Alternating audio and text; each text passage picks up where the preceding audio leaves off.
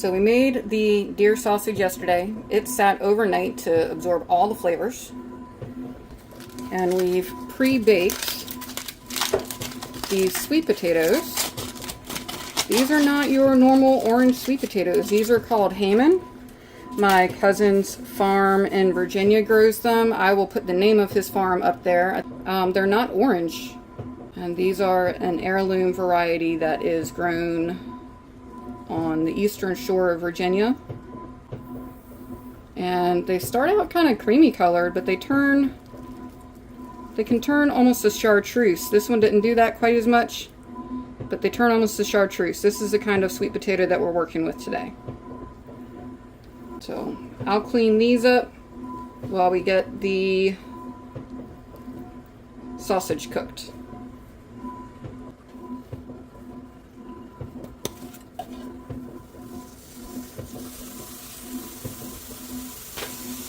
So my nephew's going to be in charge of chopping this up into itty bitty pieces while I clean up some of these sweet potatoes.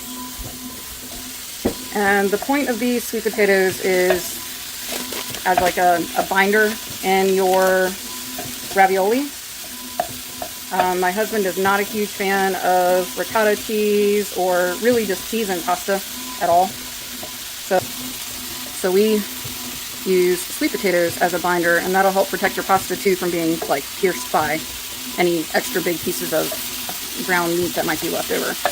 And the sweet potato really goes well with venison, so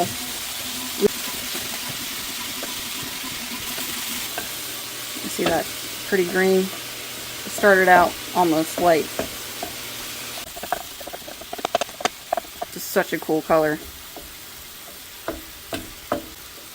But I'd say that's, I don't know, maybe a little over a pound with 2 pounds of the venison. And you want to chop this about as fine as you can get. That way it doesn't poke your pasta.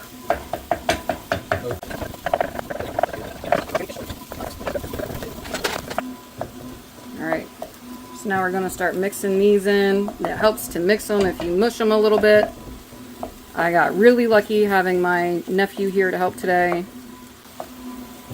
Alright, at some point you can turn the heat off and then just start chopping it right on in. Like if everything is cooked and hot, because it's easier to mix in the sweet potatoes when they're hot.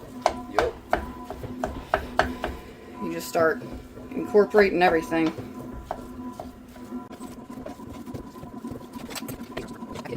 So, yeah, once you've got your ground meat all kind of incorporated and like you basically turned it into a paste, you're good to go. You can let it cool off a little bit so it doesn't mess you up.